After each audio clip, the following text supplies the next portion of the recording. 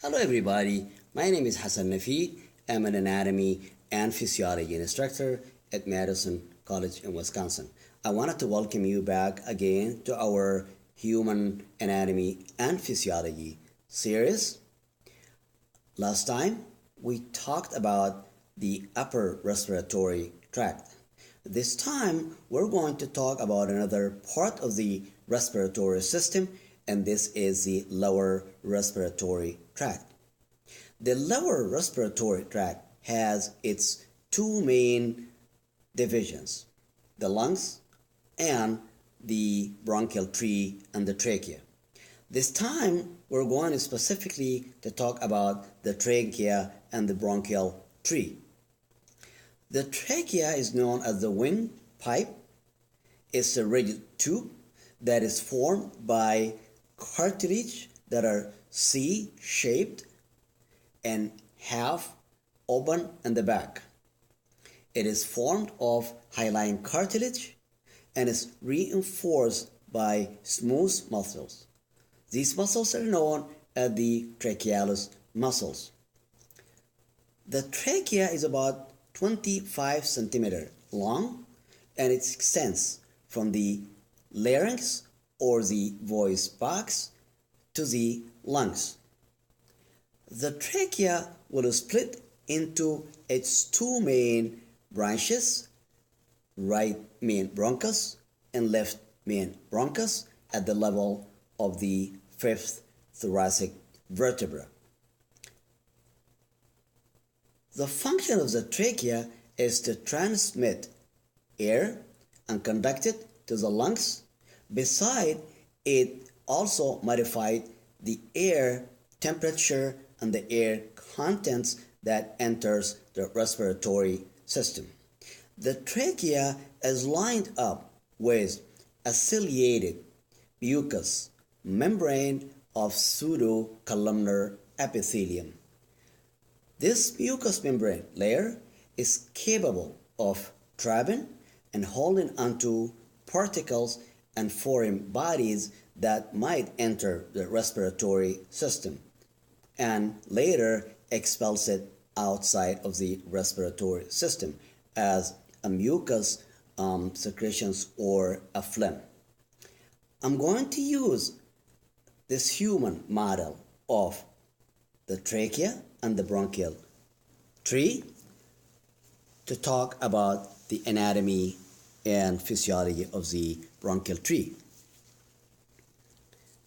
As you have noticed here, this is a model of the trachea with its branches, two main branches. I'm going to go over basic structures here. This is our hyoid bone. This is the thyroid cartilage. And this is the cricoid cartilage.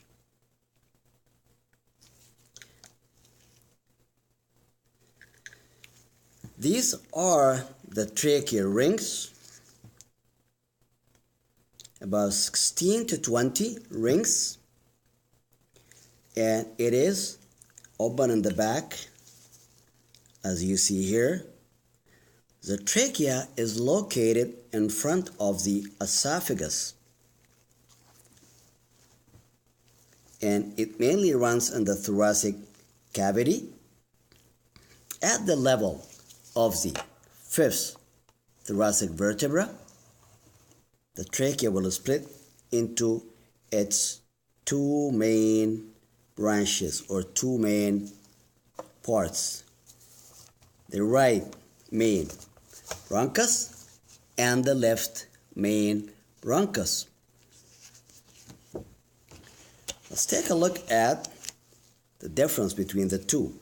If you notice here, the right main bronchus, the right primary bronchus, is shorter, wider, and straighter compared to the left main or primary bronchus, which is a little longer and is a little narrower.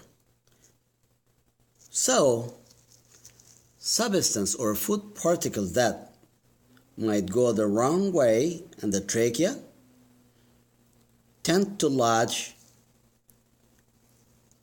on the right side or the right lung more likely than the left lung due to this anatomical differences. So it is more likely to see right side aspiration pneumonia rather than seeing left side aspiration pneumonia. Take a look at the right division of the lung or the right main bronchus. It is divided further to secondary bronchi.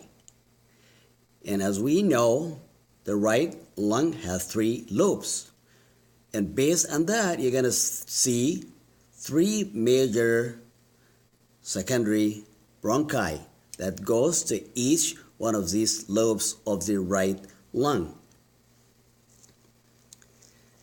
On the top here, you're going to see what is known as Bronchus segmentalis apicalis, and this points to the bronchus that goes to the upper lobule of the upper lobe.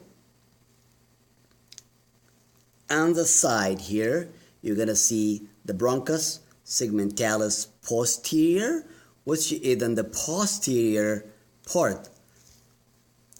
So this is the apical. This is the posterior and the back.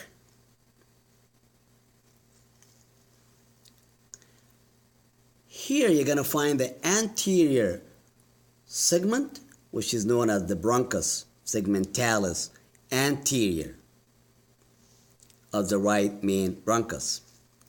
If you go to the middle lobe, you are going to find the Bronchus segmentalis lateralis, which is on the lateral, towards the lateral side here, in the yellow paint. You go on the front, you're going to find the Bronchus segmentalis medialis, which tend to be in the medial side.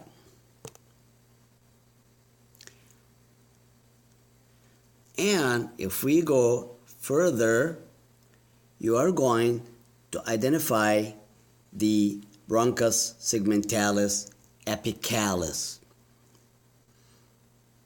You go down on the lower segment, you will identify the Bronchus segmentalis basalis, which is towards the base of the right lung. And if you go a little lateral, you're going to find the Bronchus segmentalis basalis anterior. So it's basilar and towards the front a little bit, if you see that.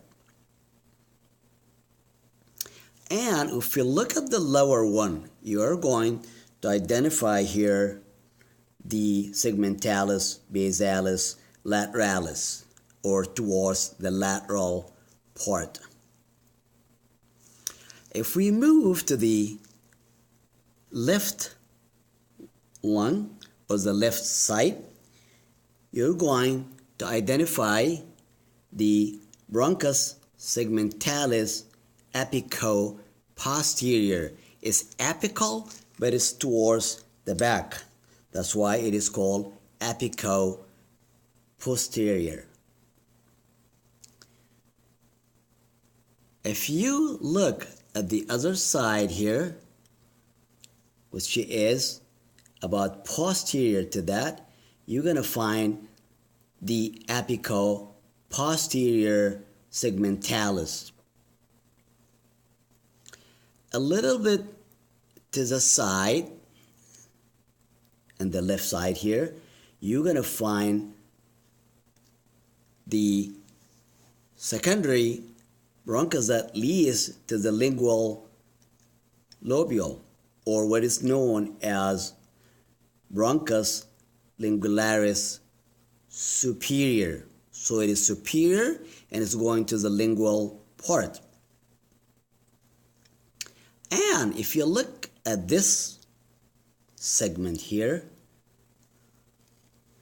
this is known as the bronchus lingualis inferior. So this is inferior and this is superior. See the difference?